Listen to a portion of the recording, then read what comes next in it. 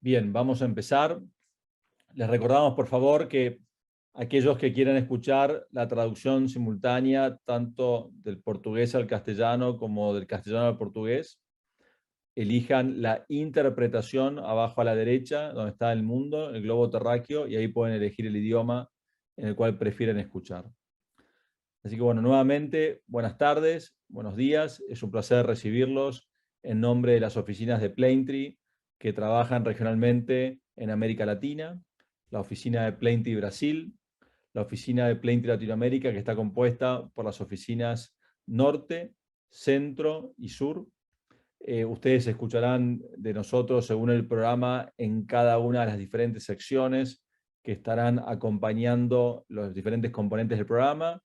Bueno, yo soy Ezequiel García Elorrio, estoy a cargo de la oficina Sur de Planetree, América Latina, y es un placer poder acompañarlos en el día de hoy, y me ha tocado hacer la primera introducción de acuerdo a al programa, que tiene que ver con un mensaje del presidente del directorio de Planetree Internacional. Recuerden nuevamente que cada una de las oficinas que componen este evento, Brasil, América Latina Sur, Norte y Centro, tendrán coordinación de cada uno de estos espacios y que ellos se presentarán oportunamente y compartirán con ustedes las actividades.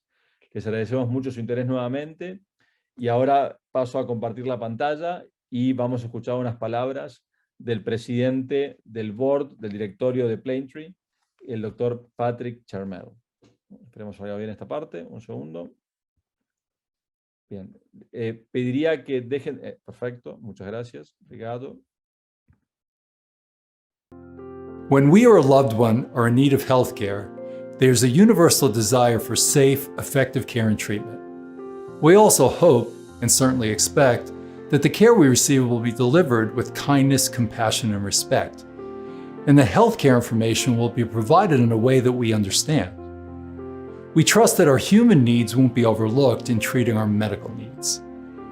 For those of us who followed a calling to work in healthcare, we find strength and fulfillment in the desire to not just alleviate suffering, but also to help others live full, rich lives. The COVID-19 pandemic has been an immense stress for our healthcare systems. Healthcare providers valiantly provided care in the face of staggering challenges and at their own personal risk. But where many organizations fell short, though, was in balancing that focus on medical needs with the attention to human needs. As a result, lives were lost to the effects of social isolation and from people delaying essential care procedures and preventive care because they didn't want to be separated from their family. The trauma and moral distress of providing care under incredibly challenging circumstances has caused many needed caregivers to leave healthcare. We saw community partnerships were put on pause, and in many organizations, essential family caregivers and patient and family advisors literally became outsiders.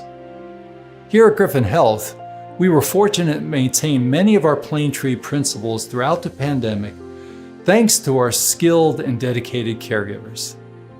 We maintained healing partnerships by quickly transforming a section of our emergency department and a hospital wing into a safe and secure area to treat infected individuals, and mobilized effective strategies to screen hospital patients, visitors, and our caregivers in order to provide patients' loved ones with visitation opportunities.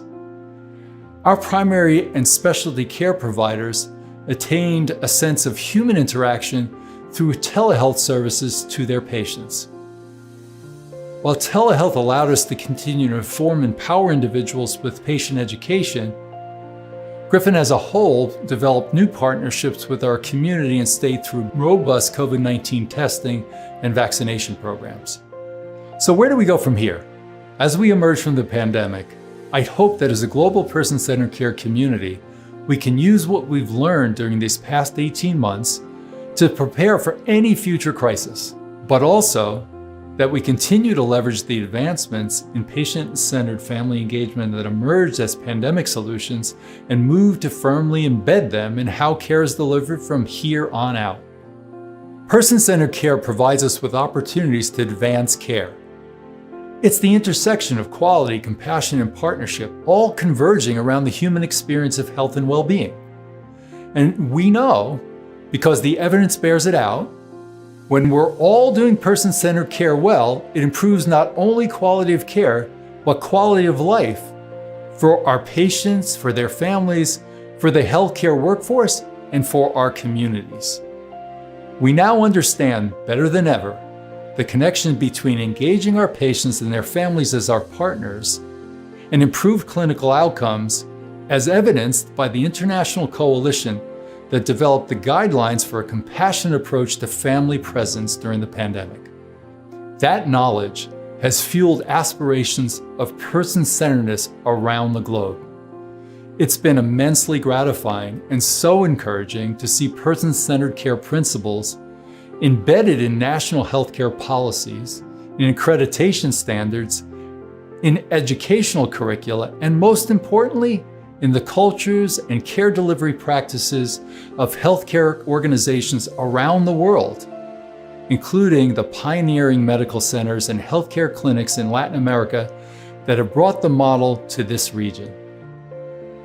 COVID-19 changed the relationship between patient and healthcare provider. The pandemic forced the industry to figure out how to keep people safe while ensuring they got the care they needed. And in many cases, that meant finding ways to care for them outside the hospital or health clinic. Delivery models like telehealth, hospital at home, remote monitoring, self and mobile collection for lab tests all proved to have distinct clinical and public health advantages. Not only that, for many patients, these approaches allowed greater flexibility, choice, and convenience, which meant people were more apt to get the care they needed. And they were more apt to come back for future care needs because we made the healthcare experience easy and frictionless for them. How then, as we come out of this crisis, can we retain that level of responsiveness and consumer centricity to meet people where they're at and deliver care in ways that fits into their lives? We need to revisit the role and function of hospitals and other traditional care settings. Creating healthy communities is an essential element of person-centered care. And you know, the pandemic distracted us from our focus on healthy communities and added other negative influences to health, including social isolation, domestic violence, substance abuse, and economic strain. Therefore, as we emerge, we need to design and support a healthcare ecosystem that draws on multiple capabilities and resources. Whether it's creating healthy food distribution to address food insecurity, providing transportation so people don't live in isolation, or deploying community health workers to check in on living conditions and identify signs of abuse, community partnerships will be instrumental in meeting patients where they live their lives and in designing supports and services that fit. We're shifting our focus from traditional settings where care has been delivered to moving into the places and spaces where life happens. What could be more person-centered than that? But as much as we've all needed to adapt and respond to the volatile healthcare landscape, there's an important constant that we must not lose sight of. At Planetree, our model of person-centered care hinges on understanding and responding to what matters most to patients, to family caregivers, and to healthcare workers. And when it comes to these preferences, we know that healthcare consumers appreciate and want convenience, exceptional customer service, and access to providers and information. They also want care provided in a comfortable environment with minimal waiting time. All of this matters, but what matters most are human connections. In a 2020 study of healthcare consumers, the top factors for an ideal health experience all centered on this theme. 44% of respondents said what makes a healthcare experience ideal for them is a doctor or healthcare provider who listens and shows they care.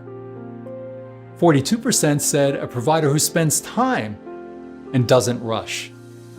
As healthcare systems continue to invest in digital capabilities, let's not overlook the need to shore up skills and competencies to ensure constructive, caring interactions, whether those occur face-to-face or through a tablet.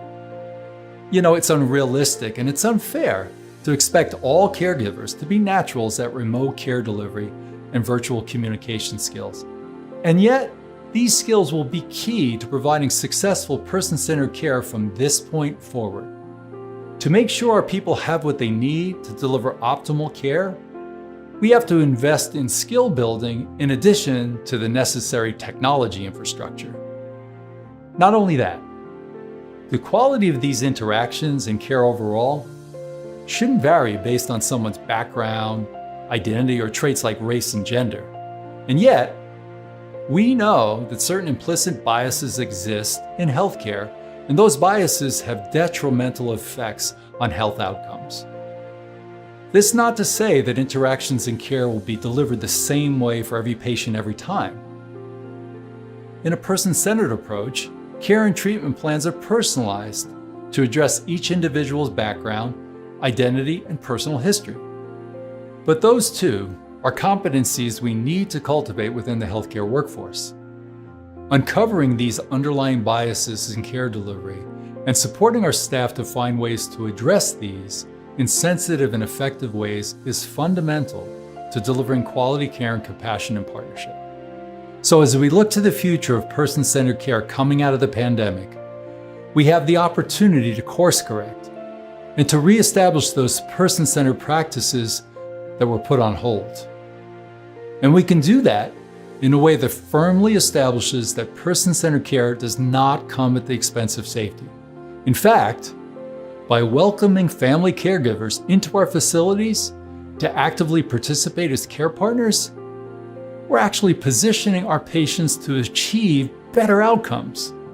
By supporting patient autonomy through the use of apps and self-monitoring tools in the comfort of their own home, we're empowering patients to more effectively manage their care and adopt healthy behaviors that reduce the need for hospital visits. And by bringing care into trusted places and communities where people live their lives, we're taking quality and safety to a higher ground by ensuring people's human needs and their medical needs are well attended to. As a community practice then, our call to action to each other must be, how can we do this more? Throughout Latin America and around the world, how can we continue to demonstrate through our practice that it is possible and better for all of us to balance high quality, safe clinical care with compassion and partnership? How can we continue to represent these person-centered values to patients, lead our organizations, and support our hardworking staff? These are complicated times with many complex challenges for all of us to wrestle with. I, for one, am encouraged to know there's a global Planetree community continuing to advance person-centered care even under the most challenging circumstances. I'm so grateful for all I've learned from my colleagues in Latin America, and I look forward to continuing to share Griffin's experiences and our lessons learned as you continue in your noble mission to advance patient and family engagement and humanize care throughout your region.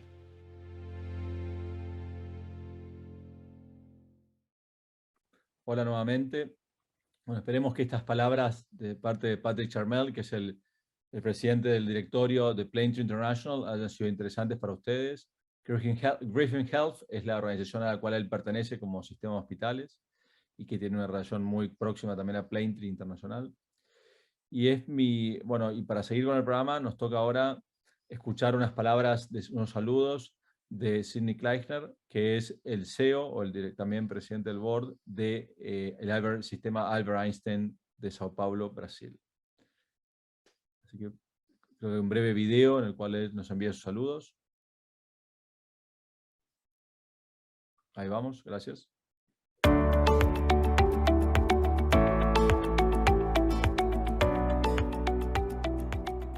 Hola. Hola. Servir a la organización Planetree es un honor para el Einstein. Desde los inicios de nuestra organización, después de la fundación, prácticamente los colaboradores y los voluntarios hacían lo que podían y lo imposible para que la relación humana esté más presente dentro de la relación médico-paciente dentro de nuestra organización. Y Planetree fue uno de los marcos en la construcción de una cultura de la atención centrada en las personas. Los principios adoptados a partir del 2008 nos dieron la perspectiva del impacto del bienestar físico, asistencial, centrado en el paciente, en sus familias, como motores para la seguridad de la asistencia y la curación del paciente de una manera holística. Sabemos que todos los servicios de salud enfrentan las mismas necesidades y que sin mirar el elemento humano no es posible evolucionar. El uso de la tecnología, la transformación digital, ya agregaron tecnologías a esta relación como herramientas para utilizar cada vez más y mejor para la calidad y seguridad. Son fundamentales, pero todas estas innovaciones no van a poder no utilizar o no basarse en los médicos, enfermeros y tantos otros profesionales. Es un gran orgullo para nosotros ser colaboradores en algo que nos dio y nos da todos los días motivación y el diálogo necesario para poder avanzar más y más en términos de la experiencia de los pacientes y de nuestros colaboradores. Sean bienvenidos al segundo Foro Latinoamericano de la atención centrada en la persona.